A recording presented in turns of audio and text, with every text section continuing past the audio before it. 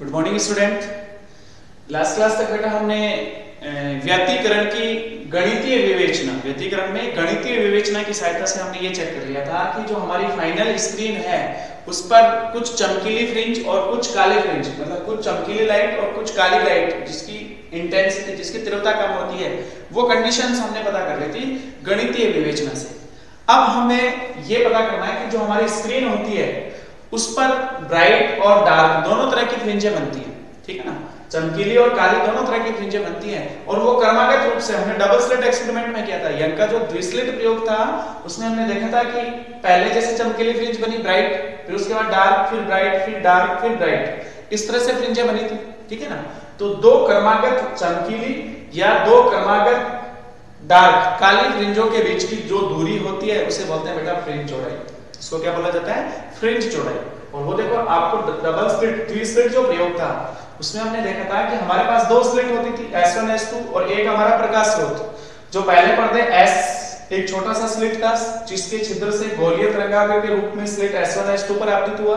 S1 S2 पे जो कण थे माध्यम के वो पहले उस प्रकाश को अवशोषित करेंगे, उसके बाद वो नए प्रकाश स्रोत की भांति व्यवहार करेंगे और द्वितीय तरंगिकाओं के रूप में प्रकाश उत्सर्जित होगा, ठीक है। तो उसमें हमने दो तरह के चाप देखे थे, सतत और असतत। सतत चाप निर्देशित करता था तरंग के सरंग को, और जो असतत चाप हुआ करता था वो तरंग के ग्रत को निर्देशित करता था। फिर हमने देखा था कि दोनों स्लिट से जो सतत और असतत हमारे पास चाप निकल रहे थे, वक्र जो थे, उसमें देखा था कि जो दो सतत या दो असतत चाप के कटान बिंदु से जो प्रकाश निकल रहा था उसको हमने बोला था प्रस्पंद रेखा, और उससे हमेशा चमकीली फ्रिंज बनती थी। पर्दे पे, फाइनल स्क्रीन पे चमकीली फ्रिंज बनती थी। एक सतत और एक असतत के कटान बिंदु से जो प्रकाश निकल रहा है उसको हम बोलते थे निष्पंद रेखा, और उससे जो हमारी फ्रिंज बनती थी वो काली फ्रिंज बनती थी। और फिर इस तरह से हमने देखा कि चमकीली, फिर काली फ्रिंज, फिर चमकीली, फिर काली फ्रिंज, ठीक है ना, ब्राइट डार्क, इस तरह से। तो हमने देखा कि दो क्रमागत चमकीली या दो क्रमागत काली फ्रिंजों के बीच की दूरी को फ्रिंज चौड़ाई कहते हैं, और उसका मान हमें ज्ञात करना, उसका व्यंजक हमें ज्ञात करना बेटा आज। तो पहले हम इसकी परिभाषा लिखते हैं फ्रिंज चौड़ाई की, जिसको अपन डेल्टा x या x से निर्देशित कर देते हैं, ठीक है ना। उसको कुछ भी x से या डेल्टा x से निर्देशित कर रहे हैं। तो फ्रिंज चौड़ाई का व्यंजक की पहले परिभाषा लिखो। फ्रिंज चौड़ाई की, फ्रिंज चौड़ाई दो क्रमागत चमकीली फ्रिंजों के बीच की दूरी, दो क्रमागत चमकीली फ्रिंजों या दो क्रमागत, एक के बाद एक, दो क्रमागत चमकीली फ्रिंजों या दो क्रमागत काली फ्रिंजों के बीच की दूरी, काली फ्रिंजों के बीच की दूरी को दो क्रमागत चमकीली फ्रिंजों या दो क्रमागत काली फ्रिंजों के बीच की दूरी को फ्रिंज चौड़ाई कहते हैं, फ्रिंज चौड़ाई कहते हैं।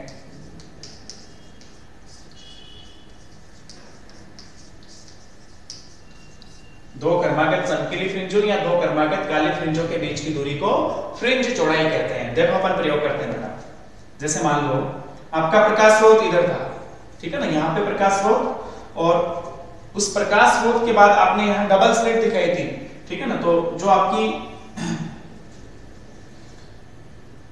स्लिट है S1 और S2 ऐसे दिखाएंगे, ये स्लिट S1 और ये स्लिट S2, इधर अपना प्रकाश स्रोत हुआ करता था, ठीक है। ये आपकी स्लिट हो गई S1 S2, और इनसे जो प्रकाश निकला उसकी जो प्रतिबिंब है वो यहां बनेगी, ठीक है ना। मान लो दोनों स्लिटों के बीच की दूरी स्मॉल d है, दोनों स्लिटों के बीच की दूरी कितनी है? Small d। स्क्रीन मतलब स्रोत, इसको अपन स्रोत बोल देंगे। ये आपका क्या हो गया? स्रोत, और ये आपका हो गया पर्दा, स्क्रीन। स्रोत और पर्दे के बीच की दूरी को कैपिटल डी से निर्देशित करेंगे। स्रोत और पर्दे के बीच की दूरी कैपिटल डी होगी और कैपिटल डी का मान स्मॉल डी से बहुत बड़ा होता है। कैपिटल डी का मान स्मॉल डी से बहुत बड़ा होता है। ठीक है, देखो इन दोनों के बीच स्रोत S1 और S2 के बीच का जो पॉइंट है मैंने उसको O डैश से निर्देशित किया। उसको किससे निर्देशित किया? O dash. इसको मान लिया O डैश। यहां से मैंने इसका लंब डाला परपेंडिकुलर। ये आपकी सेंटर पॉइंट होगी जिसको हमने O से निर्देशित किया।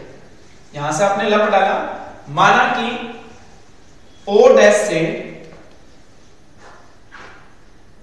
यहां इस बिंदु पर, जिसको बिंदु P बोला, और ये रेखीय विस्थापन x से हमें कोई चमकीली या काली फ्रिंज प्राप्त हुई। ठीक है ना, हमें ऐसे देखना है कि O से x दूरी पर ये रेखीय दूरी होगी, P पे हमें या तो चमकीली फ्रिंज मिली होगी या फिर कोई काली फ्रिंज मिली होगी। ठीक है ना, तो हम पहले ये x की बात कर लेंगे।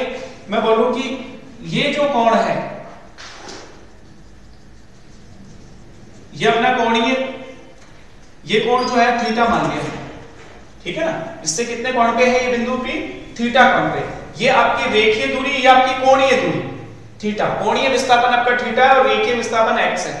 ठीक है, तो इन तीनों में भी रिलेशन होता है, कोणीय विस्थापन, रेखीय विस्थापन और ये वाली त्रिज्या या बीच की दूरी कैपिटल D, इसमें भी संबंध होता है। ठीक है ना, वो भी हमें पता है। अब देखो, मान लो S1 से कोई तरंग P पे पहुंची तो उसने ये वाला पथ तय किया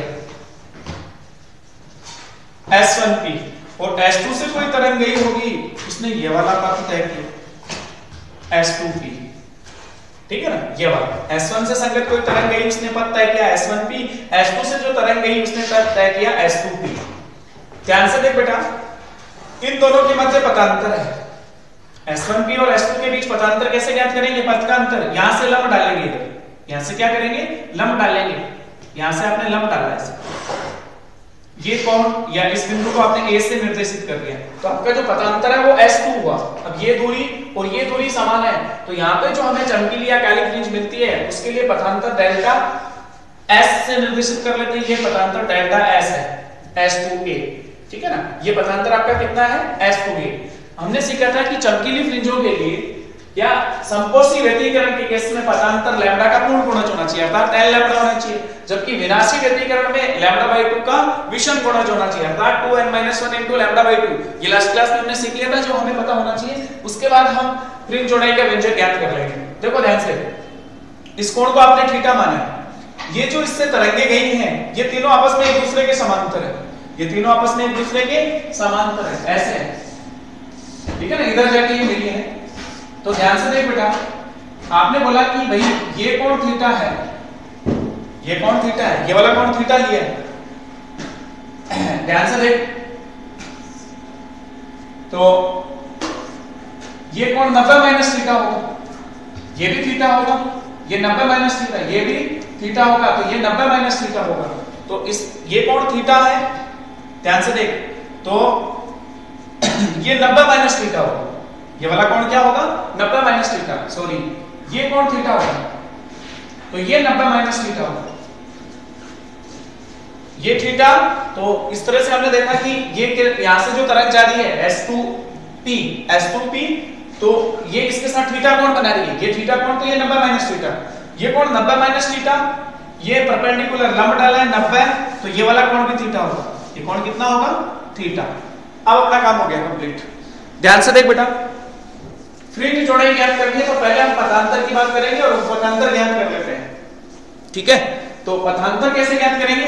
उसके लिए पहले हम दो त्रिभुज काम में लेंगे। एक त्रिभुज हम काम में लेंगे S1 S2A, और एक त्रिभुज हम काम में लेंगे O'OP, जिसमें ये वाला कोण थीटा है, इसमें ये वाला कोण थीटा है। तो फ्रिंज जोड़ाई के व्यंजक के लिए हमें पहले डायग्राम सोचना होगा। स्क्रीन, पर्दे और स्रोत के बीच की दूरी कैपिटल D जो है वो स्मॉल d से बहुत बड़ी है, पहली कंडीशन। इसके लिए जो फ्रिंज जोड़ाई के व्यंजक के लिए हम कंडीशन लिख रहे हैं, तो फर्स्ट कंडीशन जो है वो ये ध्यान में रखनी है कि capital D is greater than small d। Capital D का मान स्मॉल d से बहुत बड़ा है। पर्दे और स्रोत के बीच की दूरी कैपिटल D जो है वो दोनों स्लिट्स के बीच की दूरी से बहुत बड़ी है। S1 S2 के बीच की जो दूरी है वो स्मॉल d है, स्लिट्स के बीच की दूरी को क्या निर्देशित किया है? Small d। अब देखो ध्यान से, अपने को त्रिभुज काम में लेना है। पहले त्रिभुज ओ डैश पी से, ये x हमारा रेखीय विस्थापन है, थीटा कोणीय विस्थापन है। त्रिभुज ओ डैश पी से, त्रिभुज ओ डैश पी से, ये वाला कौन थीटा, थीटा के साथ वाली भुजा आधार और सामने वाली भुजा लंब। आधार और लंब में संबंध tan थीटा का होता है, तो मैं लिखूंगा tan थीटा बराबर लंब बटा आधार, लंब बटा आधार, ये सूत्र होता है। और आपका लंब कितना हुआ बेटा, tan थीटा बराबर लंब आपका हो गया OP, जिसको अपन x से निर्देशित करेंगे, और आधार कितना हो गया बेटा O डैश।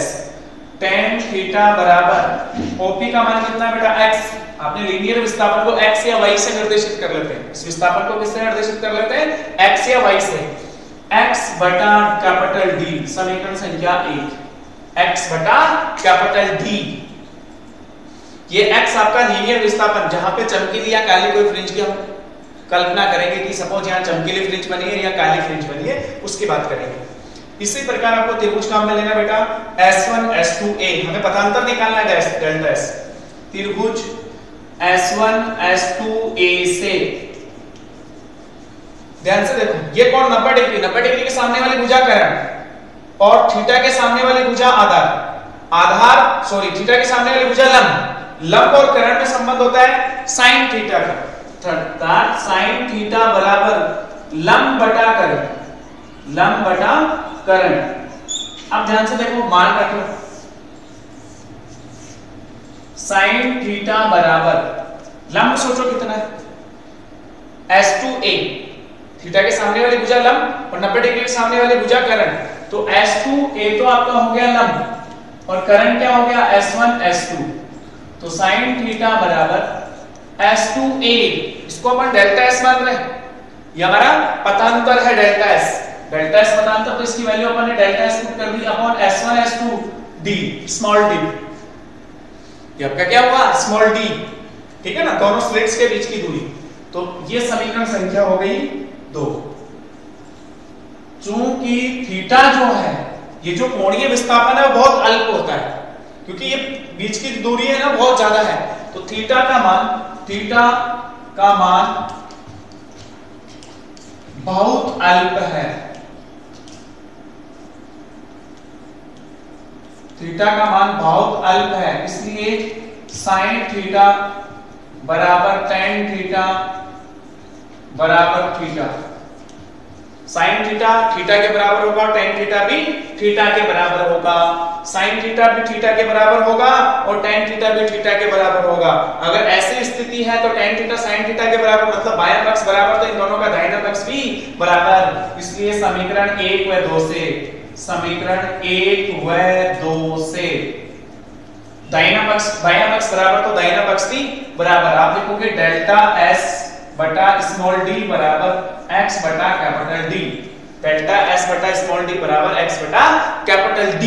देखो ध्यान से बेटा, मैं यहां से डेल्टा S की वैल्यू पूछूं पथांतर, तो डेल्टा S कितना हो जाएगा, स्मॉल d ऊपर चला जाएगा, स्मॉल d बटा कैपिटल D इनटू x, पथांतर हो गया आपका डेल्टा S बराबर small d upon capital D into x, समीकरण संख्या 3।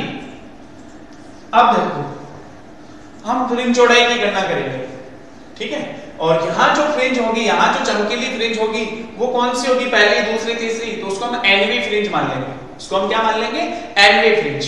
तो फ्रिंज चौड़ाई ज्ञात करने के लिए, जैसे मान लो P पे एनवी फ्रिंज बनी, तो इससे जस्ट ऊपर n+1 भी होगी या इससे जस्ट पहले n-1 भी होगी, ठीक है, तो उसके लिए भी अपन x का मान ज्ञात कर लेंगे, ठीक है ना। यहां से डेल्टा S हो गया, मैं यहां से इस समीकरण को x के लिए पूछूं तो x कितना हो जाएगा, x बराबर कैपिटल D बटा small d into delta S, समीकरण संख्या 4। x बराबर, मतलब हमें ये देखना है कि ये रेखीय विस्थापन जो है वो उसका मान आया कैपिटल D बटा small d into delta x। अब ये जो है ना कि भाई ये कौन से फ्रिंज है, कौन से नंबर पे, तो xn होगा कि xn+1 होगा, वो चीज हमें देखनी है, ठीक है। तो nv के लिए xn, n+1v के लिए xn+1 और n-1 के लिए xn-1, ठीक है ना। तो ये हमें रेखीय दूरी पता चल जाएगी, और एक्चुअल में हमें क्या करना है, दो क्रमागत चमकीली या दो क्रमागत काली फ्रिंजों के बीच की दूरी निकालनी है। तो पहले हम चमकीली फ्रिंजों की बात कर लेते हैं, पहले हम किसकी बात कर लेते हैं, दो क्रमागत चमकीली फ्रिंजों के लिए, तो हम लिखेंगे चमकीली फ्रिंजों के लिए।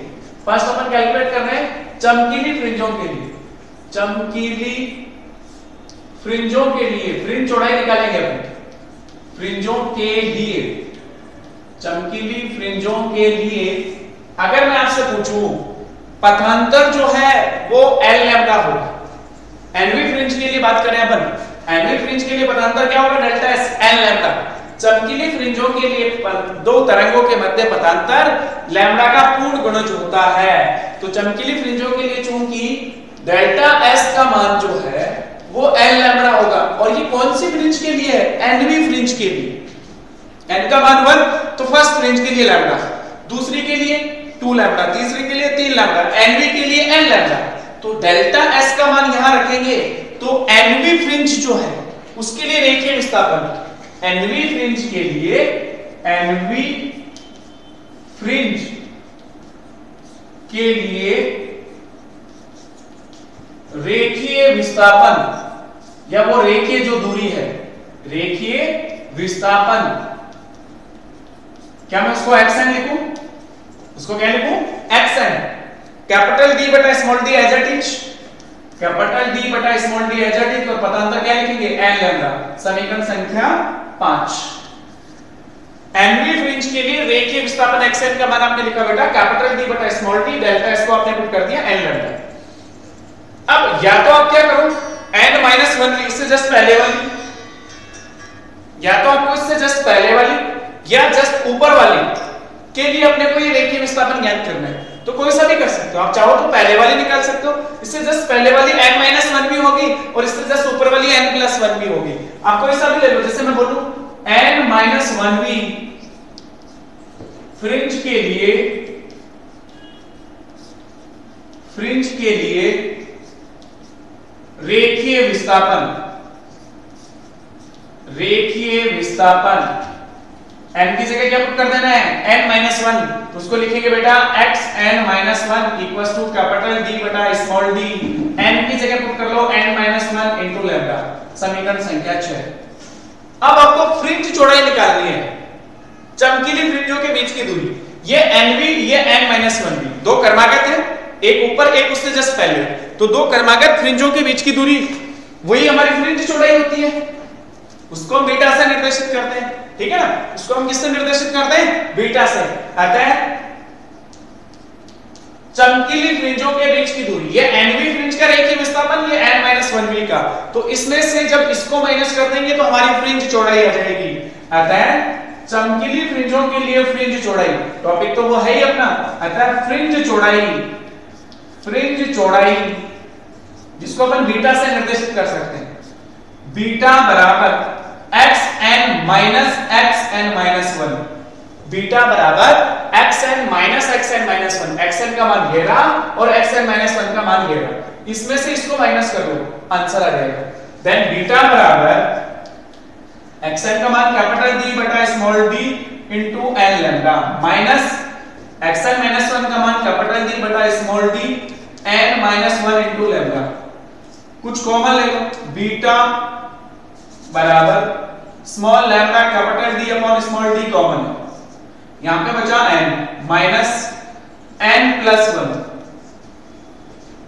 माइनस अंदर मल्टीप्लाई होगा तो माइनस का n प्लस का 1, प्लस का n माइनस का n से कटा, +1 मल्टीप्लाई दिस, बीटा आपके पास आ गया, फ्रिंज चौड़ाई का व्यंजक आया लैम्डा कैपिटल D बटा स्मॉल d, वेयर लैम्डा क्या है सोच के देखो। समीकरण संख्या 7, आपतित प्रकाश की तरंग दैर्ध्य, लैम्डा क्या है बेटा, आपतित प्रकाश की तरंग दैर्ध्य, कैपिटल D क्या है, स्रोत और पर्दे के बीच की दूरी, स्मॉल d क्या है, दोनों स्लिट्स के बीच की दूरी। अर्थात जो फ्रिंज चौड़ाई है, चमकीली फ्रिंजों के बीच की दूरी यही है, काली फ्रिंजों के लिए भी ऐसी आएगी, कैलकुलेट करेंगे अभी। तो बीटा का जो मान है, जो फ्रिंज चौड़ाई का मान है बेटा, वो lambda capital D small d तीन चीजों में निर्भर करता है। बीटा का मान लैम्डा के डायरेक्टली समानुपाती, अर्थात आपतित प्रकाश की तरंग दैर्ध्य ज्यादा होगी तो फ्रिंज चौड़ाई ज्यादा होगी, कैपिटल D के भी समानुपाती, स्क्रीन और स्रोत के बीच की जो दूरी है ज्यादा होगी तो बीटा का मान ज्यादा होगा। और स्मॉल डी के व्युत्क्रमानुपाती, हम लास्ट में लिख लेंगे। तो ये हमने दो चमकीली फ्रिंजों के बीच की दूरी निकाली जिसको बोलते हैं फ्रिंज चौड़ाई बीटा। अब हम बात करें काली फ्रिंजों के लिए। चमकीली फ्रिंजों के लिए तो फ्रिंज चौड़ाई निकाली जिसको आपने बीटा से निर्देशित किया। अपन काली फ्रिंजों की भी बात कर लेते हैं। देखो इजी डेरिवेशन है, इंपॉर्टेंट है, पूछा जाता है एग्जाम में।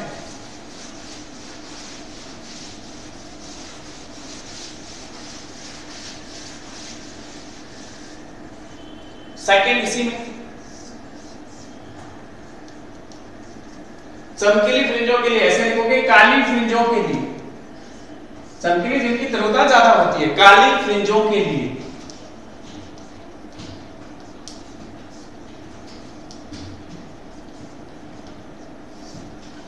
जो पथांतर है डेल्टा एस वो लैम्बडा बाई 2 का विषम गुणज होता है।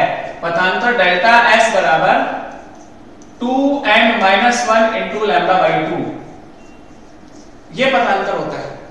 ठीक है, तो मैं पूछूं एनवी फ्रिंज के लिए रेखीय विस्थापन, एनवी काली फ्रिंज, ये तो चमकीली फ्रिंज थी, तो अब अपन बात करें एनवी काली फ्रिंज के लिए रेखीय विस्थापन, रेखीय विस्थापन आपने उसको निर्देशित कर दिया x एंड डैश से। ध्यान से सुन बेटा, पी पे चमकीली भी बन सकती है, काली भी बन सकती है। हमने पहले ही बात कर ली कि वो फ्रिंज आपकी जो है वो चमकीली फ्रिंज भी हो सकती है और काली फ्रिंज भी हो सकती है। ठीक है ना, वो निर्भर करेगी कि हमारा डेल्टा एस कितना है। अगर पथांतर लैम्बडा का पूर्ण गुणज है तब तो चमकीली फ्रिंज बनेगी, और अगर 2n-1 लैम्बडा बाई 2 का विषम गुणज है तो काली फ्रिंज बनेगी।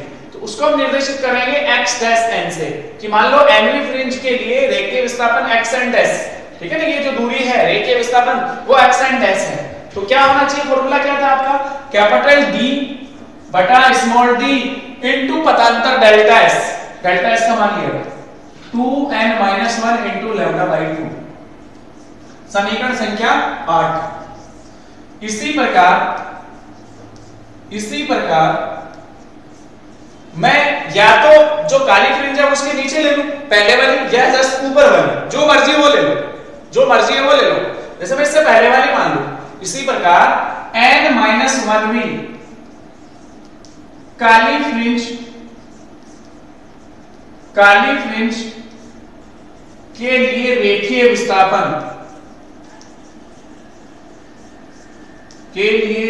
विस्थापन बोलो क्या लिखो उसको, xn-1 डैश, xn-1 डैश। देखो आपको n की जगह क्या पुट करना होगा, n-1, कैपिटल D बटा small d as it is 2n-1, n को एज इट इज, इससे सॉरी 2 को एज इट इज, n की जगह n-1 into lambda by 2 into lambda by 2। देखो वैल्यू आ गई xn dash -1 equals to capital D by small d, 2 को अंदर जाने दो, 2n-2 - 1, 2n-2 - 1 कितना हो गया, 2n-3, 2n-2 - 1, 2n-3 into lambda by 2, समीकरण संख्या 9, समीकरण संख्या 9। अब देखो आगे हमें निकाल लिया फ्रिंज चौड़ाई, अतः फ्रिंज चौड़ाई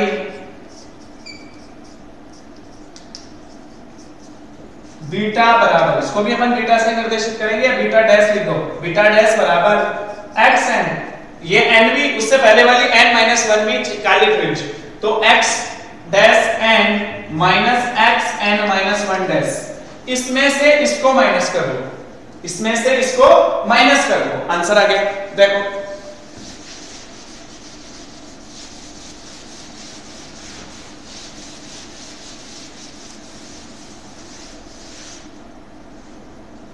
बीटा डैश बराबर xn की वैल्यू पुट करो, ये कैपिटल D बटा small d 2n-1 into lambda by 2 minus xn dash, ये रहा कैपिटल D बटा small d 2n-3 into lambda by 2, जो कॉमन है उसको कॉमन ले लो, बीटा डैश बराबर कैपिटल डी बटा small D, lambda by 2 common, bracket में क्या बचा यहाँ पे 2n माइनस 1 माइनस अंदर मल्टीप्लाई करो तो 2n प्लस 3, 2n से 2n कैंसिल हो गया, 3 माइनस 1 प्लस का 2 इस 2 से कट जाएगा, बीटा डैश वही आया जो बीटा था, lambda capital D upon small D, beta dash का मान कितना आया lambda D upon small D, lambda capital D upon small D और बीटा का मान, अर्थात दो क्रमागत चमकीली अथवा दो क्रमागत काली फ्रिंजों के बीच की दूरी हमेशा नियत होगी जिसका मान lambda capital D by small D, जहां लैम्बडा आपतित प्रकाश की तरंगदैर्घ्य, कैपिटल डी स्रोत में पर्दे के बीच की दूरी और स्मॉल डी दोनों स्लिट्स के बीच की दूरी होती है। ठीक है, हम ऐसा लिखेंगे बीटा की निर्भरता, फ्रिंज चौड़ाई की निर्भरता। ठीक है ना, तो पहला पॉइंट यही होगा, फ्रिंज चौड़ाई जो है वो आपतित प्रकाश की तरंगदैर्घ्य के समानुपाती होती है। इसको समीकरण संख्या 10 डाल लेना। ठीक है ना, और आपकी जो 10 और इधर जो समीकरण थी आपके 7 या 8 वो दोनों बराबर हैं। इसका मतलब दो क्रमागत चमकीली या दो क्रमागत काली फ्रिंजों के बीच की दूरी नियत होती है। तो बीटा की निर्भरता की बात करें अपन, फ्रिंज चौड़ाई की निर्भरता, इसमें टॉपिक नहीं, वो वैसे स्पेशल केस यहां हम बोल रहे हैं निर्भरता, फ्रिंज चौड़ाई की निर्भरता, फ्रिंज चौड़ाई की निर्भरता, पहला पॉइंट, फ्रिंज चौड़ाई बीटा का मान आपतित प्रकाश की तरंगदैर्घ्य के समानुपाती होता है, लैम्बडा के समानुपाती होता है, अर्थात बीटा समानुपाती लैम्बडा, पहली। सेकंड, बीटा समानुपाती कैपिटल डी, स्क्रीन और जो आपका स्रोत है उसके बीच की दूरी जो है उसके भी समानुपाती, और तीसरा केस बीटा व्युत्क्रमानुपाती स्मॉल डी। ठीक है ना, ऐसे आप लिख लेना तीनों पॉइंट। ठीक है ना, फ्रिंज चौड़ाई का मान पर्दे व स्रोत के बीच की दूरी के समानुपाती होता है सेकंड पॉइंट में, और तीसरे पॉइंट में क्या लिखेंगे, फ्रिंज चौड़ाई का मान दोनों स्लिटों के बीच की दूरी के व्युत्क्रमानुपाती होता है। ठीक, तो ये बेटा हमने डेरिवेशन कंप्लीट कर लिया। फ्रिंज चौड़ाई के व्यंजक करो। अब देखो इसमें एक छोटा सा क्वेश्चन मैं आपसे पूछता हूं, उसके बाद, और वो क्वेश्चन एग्जाम में पूछा हुआ भी है, उसके बाद हम इसी में एक टॉपिक और डिस्कस करेंगे, ऊर्जा संरक्षण या तीव्रता व कलांतर के मध्य ग्राफ, उससे वो चीज प्रूव करेंगे। ठीक है ना, तो छोटा सा टॉपिक और डिस्कस करते हैं। क्वेश्चन ये है कि श्वेत प्रकाश का व्यतिकरण, श्वेत प्रकाश के व्यतिकरण से केंद्रीय जो हमारी फ्रिंज है उसका पता लगाना आसान होता है, जबकि एकवर्णी प्रकाश से केंद्रीय फ्रिंज का पता लगाना आसान नहीं होता। केंद्रीय चमकीली फ्रिंज जो होती है या सेंटर जो फ्रिंज होगी, ओ पे कौन सी बनेगी? क्वेश्चन ये है कि ओ पे चमकीली फ्रिंज होगी कि काली फ्रिंज होगी। तो क्वेश्चन ये आपका अब एग्जाम में पूछा हुआ है, क्वेश्चन लिखो कि श्वेत प्रकाश के व्यतिकरण से केंद्रीय फ्रिंज का पता लगाना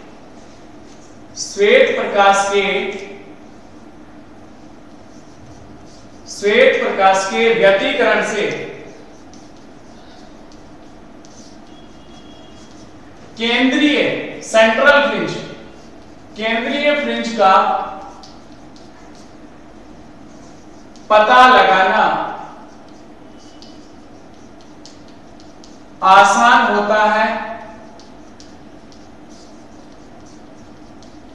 जबकि श्वेत प्रकाश के व्यतिकरण से केंद्रीय फ्रिंज का पता लगाना आसान होता है, जबकि एकवर्णी प्रकाश स्रोत से या एकवर्णी प्रकाश से, जो कला संबंध स्रोत होते हैं ना, उनसे जो प्रकाश निकलता है, एकवर्णी प्रकाश से केंद्रीय फ्रिंज का पता लगाना आसान नहीं होता, या केंद्रीय फ्रिंज का पता नहीं लगाया जाता। केंद्रीय फ्रिंज का पता लगाना आसान नहीं होता। क्यों? क्वेश्चन है क्यों?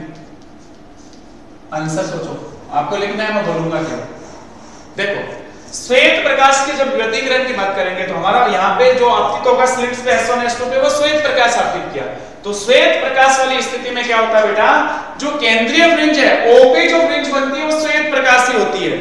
जब श्वेत प्रकाश अपन आपतित करेंगे S1 S2 स्लिट पे, तो जो केंद्रीय फ्रिंज है सेंट्रल O पे जो फ्रिंज बनती है वो श्वेत होती है, जबकि इसके दोनों ओर विबग्योर बनता है। इसके जस्ट ऊपर R वाली रेड कलर की फ्रिंज होगी, इसके जस्ट नीचे रेड की, और फिर जैसे जैसे ऊपर जाएंगे तो सबसे लास्ट में वायलेट कलर की, बैंगनी कलर की मिलेगी, इसमें भी नीचे बैंगनी कलर की मिलेगी। तो श्वेत प्रकाश के व्यतिकरण से सेंट्रल फ्रिंज श्वेत होती है, जबकि सेंट्रल के दोनों ओर, केंद्र के दोनों ओर लाल रंग की फ्रिंज बनती है, और ऊपर जाने पे हमें वायलेट कलर की, विबग्योर वाला कंसेप्ट पता चलेगा। तो ऊपर जाने पे हमें बैंगनी कलर की फ्रिंज दिखती है, और उसमें नीचे जाने पे, रेड से नीचे जाने पे भी हमें बैंगनी कलर की फ्रिंज दिखती है। इसलिए श्वेत प्रकाश से केंद्रीय फ्रिंज जो होती है सेंट्रल वाली, उसका पता लगाना आसान होता है, जबकि एकवर्णीय प्रकाश स्रोत में ऐसा नहीं होता है। एकवर्णीय प्रकाश स्रोत में एकवर्णीय जो प्रकाश है उससे हमें केंद्रीय फ्रिंज जो है वो श्वेत पट्टिका नहीं मिलती है। जो प्रकाश आपतित करेंगे वही पट्टिका मिलेगी। जैसे आपका जो लेजर लाइट होती है, जैसे लेजर लाइट आप रेड कलर की बोलते हो, तो रेड कलर जो है उसकी फ्रिंज चमकीली सारी रेड ही होंगी, चमकीली जितनी भी होंगी वो सब रेड ही होंगी, और काली वाली में तो प्रकाश ही नहीं होगा, ऐसे समझो, कम चमकीली होंगी। ठीक है, तो उसमें ये पता नहीं लगा सकते कि सेंटर वाली कौन सी है। ठीक है ना, इसलिए एकवर्णीय प्रकाश से या एकवर्णीय प्रकाश स्रोत से केंद्रीय फ्रिंज का पता नहीं लगाया जाता। ये आंसर आपको लिखना है, मैंने बोल दिया। थैंक यू बेटा।